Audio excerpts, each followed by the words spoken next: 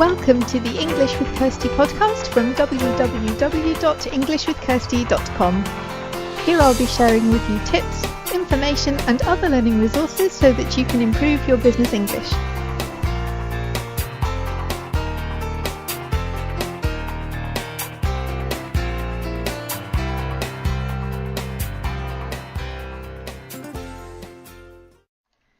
Hi and welcome to episode 142 of the English with Kirsty podcast.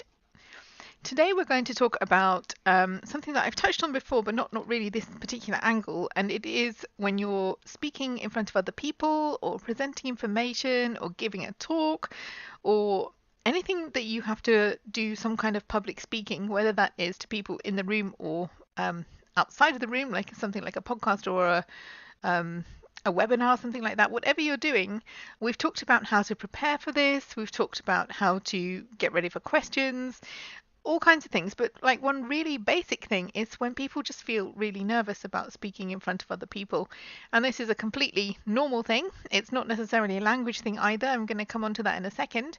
But you know, it's something that is a problem for people, and I wanted to talk about some tips. There are so many tips on the internet about this, but I wanted to start off with some basic tips that can help everyone, whether you're speaking your native language or not, and then look at some more specific tips for people who are speaking in front of other people in a language that isn't their native language, because I think some of the tips that are that you see in articles about this are really good tips for whatever language you're using, but then some are a bit more specific when it comes to working in another language. And I know this because I'm somebody that doesn't really mind speaking in front of people. It's never been something that has bothered me particularly. There are other things that really do stress me out, but that isn't one of them until I have to do it in another language.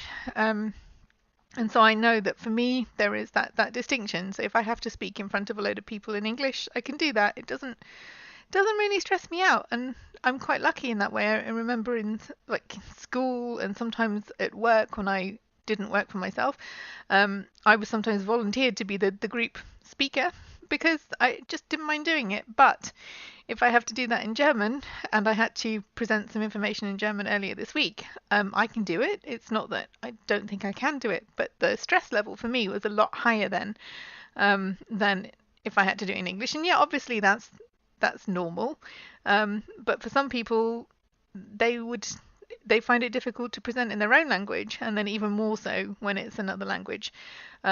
Occasionally I've heard one person say that they found it easier in another language, and that's really cool for them as well. So there's no right or wrong answer here. Everybody, I think it's just good to be honest, but if you're going to try and make it a bit easier, then it's good to know yourself. And you know, what is it that's making you nervous here? Is it the act of speaking in front of people anyway?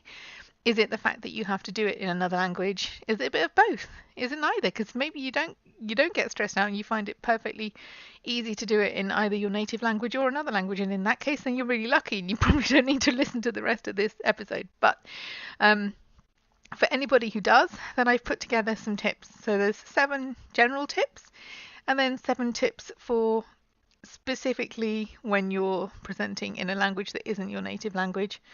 So hopefully there'll be a tip or two here that will help you and that you haven't already seen before somewhere else.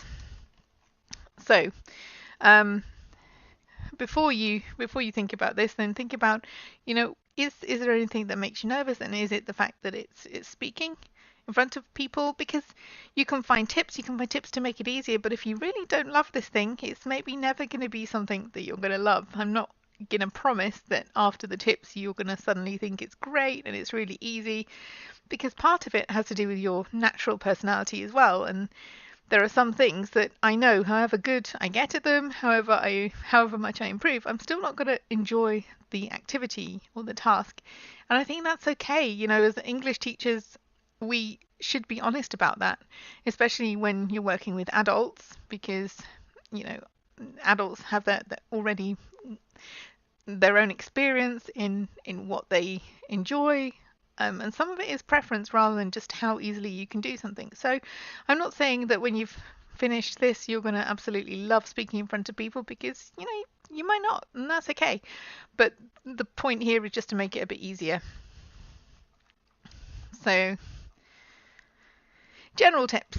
I've got 7. I could go on all day about this, but I wanted to keep it to a sensible number. So you've got 7 general tips and 7 tips for when you're using another language. So the first general tip is, we started off talking about this, but work out what it is that's concerning you or that makes you feel nervous.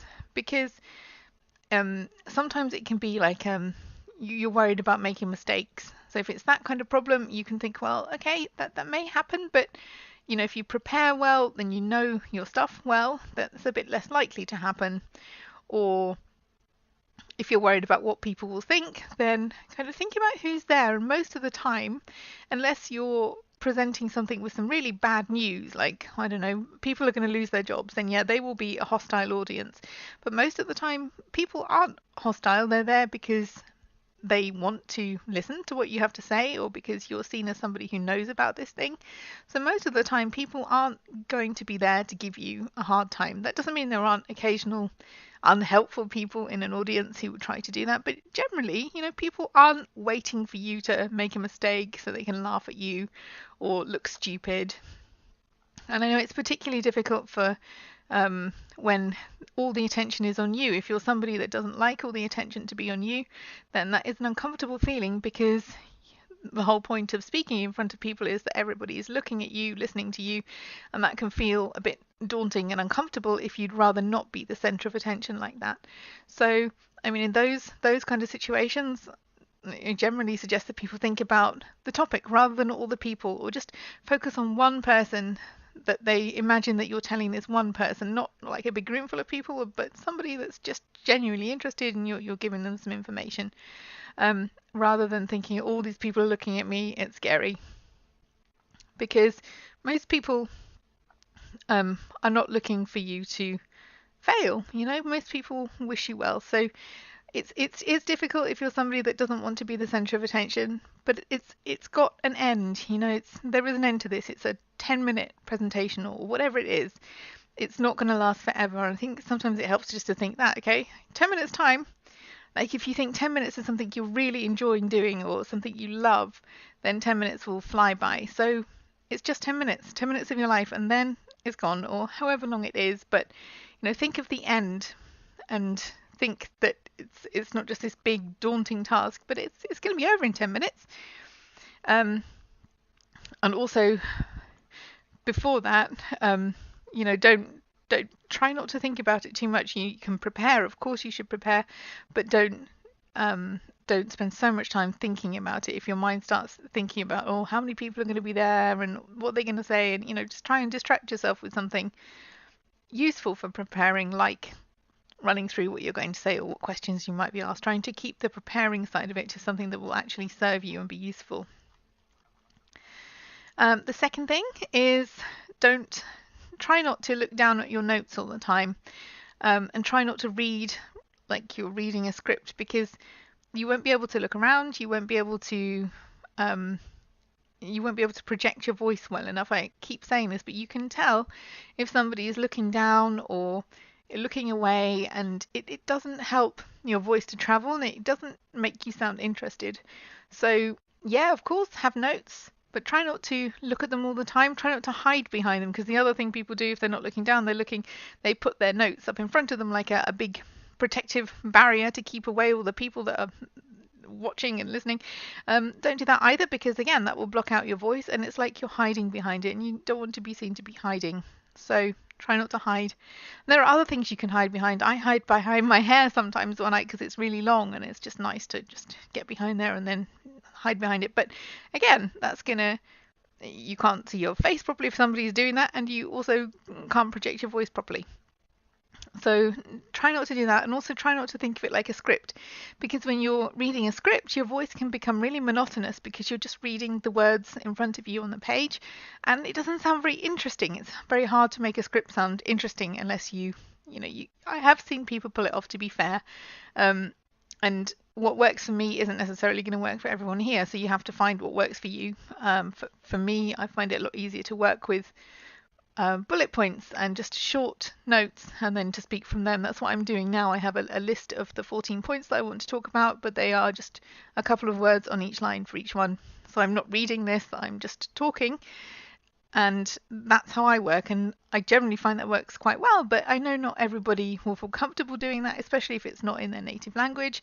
So yeah, have notes, write a bit more if that helps you, but try not to let it sound as if you're just reading your notes, because that can make people disengage, and that's not a good thing.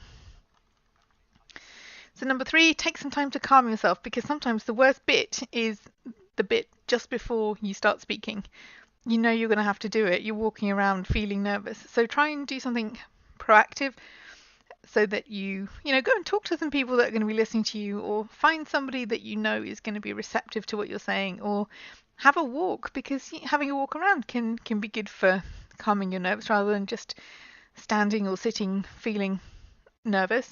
Go for a walk, or make sure that you have something to drink, like some water, so that you don't get a dry throat and then find it difficult to speak then. So just think about what you're going to do and who you're going to be with, because I remember somebody was going to give a speech to talk about something, and somebody said something really unhelpful to them just before they did it, and that was kind of annoying, because they were going to do a really good job, but this unhelpful person knocked their confidence a bit, and you can't always prevent that, but surround yourself by positive people who want you to succeed, and who are going to say good things and not things that will make you feel even worse than you already do, because who wants that? Who needs that?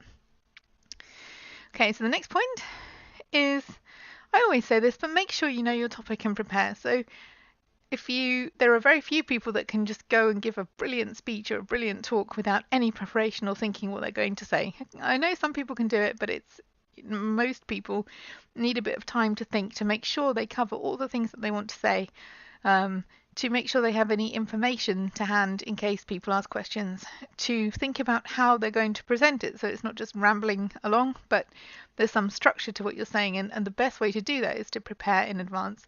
So don't leave it to the last minute. Don't think, oh, it'll be all right, because it might not be, and if you're standing in front of a load of people and finding out it's not all right, then there's nothing you can do about it. So it's best to invest a bit of time in the preparation, because then you'll know that you're giving the best that you can, and that will also take away the nerves as well, because if somebody just said, oh, talk about this for half an hour, and I had no preparation, I might be able to do it, but it's hard, because you have to think about what you're going to say and then how you're going to phrase it and then do it at the same time, whereas you can take away some of that work if you do the preparation beforehand.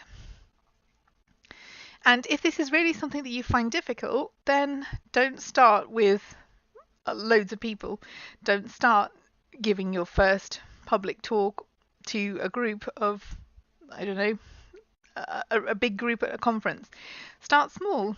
Do something in front of your team, or even in front of some friends, or get your family to listen to you. Start really small and then build up, because sometimes people say, oh, being thrown into the deep end is a good thing, but sometimes it really isn't, and it's good to practice in smaller situations where it really doesn't matter so much, to give you a bit of confidence, and then you can build up from there.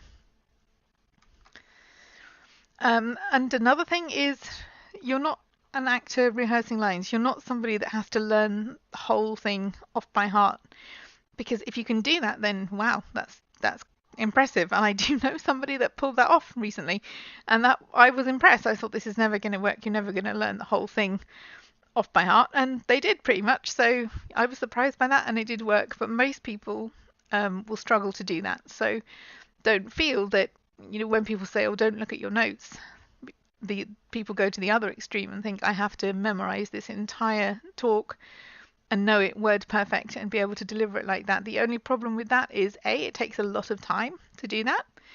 Certainly if you've rehearsed something a number of times, you can remember bits of it and sentences and the important parts, but the problem with that is, it takes ages to learn. Like,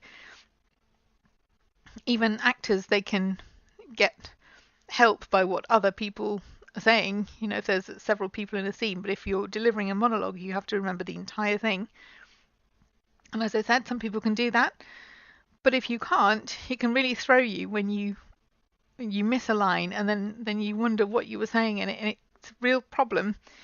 So you're fine as long as you're going along happily saying all the things that you've remembered, but as soon as you come off that track, then you start thinking, oh, what did I say? Well, I missed a bit. what came next, and that can really throw your confidence. So I would advise people not to do that unless it's something you love doing and you have like a photographic memory, and some people can pull it off, but I wouldn't advise everyone to do that as a technique. And the final general tip is, try to get somebody in that you can see in your field of vision that is going to smile, is going to support you, and try and focus on them if you're feeling a bit nervous. Don't just stare at them the whole time, but know that you've got somebody there who wants you to do well, who wants you to succeed, and try and think, okay, I'm just talking to that person. Take in the whole of the room as well.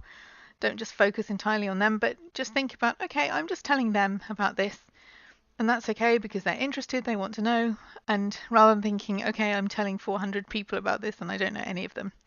And sometimes it can help to just have a chat to a few people beforehand as well if you don't know them. If you do know them, try and get somebody who you know and who will help you and who will encourage you to sit somewhere where you can see them. Okay, so now I have 7 tips about giving presentations when it's not your native language. And so these are tips that I've found helpful because, as I said, I don't mind presenting in English, but if I have to present in German or give an interview in German or something like that, then I do get really nervous. And I know that some people feel like that all the time. And yeah, that's difficult. But these tips make it a bit easier, I found. So number 1 is to take your time, and this is definitely something you should do anyway. If you're feeling nervous, you can want to hurry through it so that you get through it and can stop having to speak in front of everybody. It's a natural reaction, but it does make it very difficult for people to understand what you're saying if you rush through it, particularly if you're somebody who naturally speaks quite quickly, as I do. I have to try not to do that for the podcast or when I'm training or when I'm giving information. Then I have to think about that. But if you're somebody who naturally speaks faster, try not to do that, partly because it's good for your delivery so that people can understand what you're saying, but also people will disengage. If you're going so fast that they can't follow what you're saying, then they'll stop listening to you, and that's not what you want. And I think certainly if it's something I've done in the past when I didn't want people to hear the mistakes in my German, so I went so fast that people didn't understand any of it in practice. But the idea was, if I'm not sure about this adjective ending, I'll just fudge it so you don't actually hear what I said. But occasionally that works, but if you're doing that all the time, then people won't want to listen to you because they're not sure what you're saying and they can't follow you. And so they'll start looking around, talking to someone else, looking at their phone, and that's not what you want. So take your time. You know how much time you have, and you can fill that time without feeling that you have to dash through it like you just want it to be done with and over. The second thing is something that people don't enjoy, and I still don't enjoy it. I mean, I do my own editing for the podcast, and sometimes I have to listen to myself speaking, and I don't mind that so much. But if I hear myself speaking German on some of the resources that I make for the complete beginners or people who need help with pronunciation, and there's German on there, I still cringe, and I don't know why. I think it's because I know it's not my native language, and I worry about how it sounds. But it's really important for you to get used to hearing yourself speaking generally, but especially in another language. Get used to hearing yourself speak in that language, and that could be talking to yourself, like not in a place where loads of people can see you, but I don't know, somewhere where you're at home and you're on your own. Practice speaking. You can start by reading something aloud, so you don't have to think about what the words are and what words you're going to use. But it's also good to do it when you're just speaking spontaneously, because sometimes we're not used to hearing ourselves speak another language, and that can be really distracting. Then if you have to do it, that can add to the reasons why you feel nervous. So you could record it, you could just practice speaking, but get used to hearing yourself speaking both languages. We hear ourselves speaking our native language all the time, and we don't really hear ourselves speaking another language as much unless we have to, like at work or something. But yeah, for some people it just helps them to listen to themselves speaking the other language, because then you get used to it. You may not ever like it, but you will get more used to it, and then it won't feel so bad when you're speaking in front of everybody. When you're planning how you're going to prepare and how you're going to practice, I would say give yourself a bit more time if it's not your native language. When I'm doing something in German, I do give myself more time because I need it. I think it's easier just to wing it in your own language. Sometimes think, oh, I'll be all right. But when it's not your native language, then you do need a bit more time to maybe think about the vocabulary that you need. Think about how you're going to make certain points and practice it. Maybe you need a little bit more practice time, whatever it is, but don't use the same. I can usually guess how long something's going to take me. If it's in German, then I just had a bit more time to prepare, because if you don't need it, then great, you've got some free time. If you do, then you don't find that you've run out of time before you finished preparing. So just build that in. And similarly, if there are words that you find difficult to pronounce, then you have two options. You can keep practicing them until you can say it, or you can find another way to say the thing that avoids that word. That doesn't always work. If it's something really key to what you're talking about, you can't do that. But if it's something that you know that there's another way of saying it, or you can find different words, then do that, because then it'll make you feel more comfortable and less likely that you're going to trip up over your words. Okay, I know we've talked about scripts before and how reading from them can be a problem, but I would really advise you to try not to do that. If it's another language, it's really tempting to say, oh, I know this is right. There are no mistakes in this. I've had it checked by a native speaker. Everything is great, which may be true. And I find it harder not to read from a script if it's in German too. But again, the things that I said about looking at your notes, if you're going to do it, then try and make it not so obvious that you're doing it. But the best way is really to try not to do it, because it will make you feel a bit safer, because you think, oh, it's okay, I know this is right. But it can also be distracting for the audience if they just know that you're reading from a script. And I would say don't just wait until you have to give a presentation or speak in front of people. Try and find other reasons to talk about these subjects, maybe with colleagues, maybe just practicing your own, maybe find other people to talk to. But it's fine until somebody asks you a question. You can prepare really well for what you want to say, and then if there's a question and answer session, or if somebody doesn't understand something, you do have to be able to respond spontaneously in the other language. So it's good to do something where you will get some practice in doing that before the big day comes, or before the time when you really have to do it for real. And something that I learned the hard way for the last point is if you're going to give a presentation in another language, and I did this in Turkish, but do not write your notes in your native language and then try to speak from them in another language. It doesn't work. It's really hard, because not only are you thinking about what you want to say, you're also translating in your head at the same time. So I always say to people, if you're going to do a presentation in English, then make your notes in English as well, because this whole idea of having to translate really quickly from the notes that you have to what you want to say in the other language, it's harder than actually taking the time to make some notes in the other language. And that's an unusual skill. It's not something you do normally, because taking notes is something that's just you do in your own language, so you get some ideas down, some points to remember. And taking notes in another language isn't really a skill that we practice very much, not in the education system and not really at work, because if you're at work, you might just take notes in your own language because you think you can get more down that way. But if you're actually using those notes to speak from, it makes more sense to have them in the language that you're going to be using. Otherwise, you're just putting more pressure on yourself when it actually comes to using them. And as I said, I learned this the hard way. I did it once, I never want to do it again. Okay, so I hope that's helpful. I hope that's given you some things to think about. If you want to share your experiences, whether that's other tips or experiences of presenting in English or in another language, or in your native language, if you've got other things that you want to share, then you can do so in the comments on the show notes page, which is englishwithkirsty.com/podcast/episode 142. And you can also contact me there if there's anything you want to mention or any suggestions that you have for future episodes. And if you do need any help with preparing for a presentation, or having someone check through your slides, or having someone listen to a presentation that you have to do, then you can also contact me for that. I'll leave the links for that too. So that is a paid service, but it means that you can feel more confident about any kind of presentation or talk that you have to give. So it doesn't necessarily have to be English lessons in the way we normally think about them. I do have people coming to me specifically when they need to do something for work, and we just work on that. And that's the thing that they need help with, so that's what we do. So if that's something that interests you, then I will add some links about that on the show notes page. So I hope that was helpful. Hope you got some tips there. Have a good week and have fun learning English.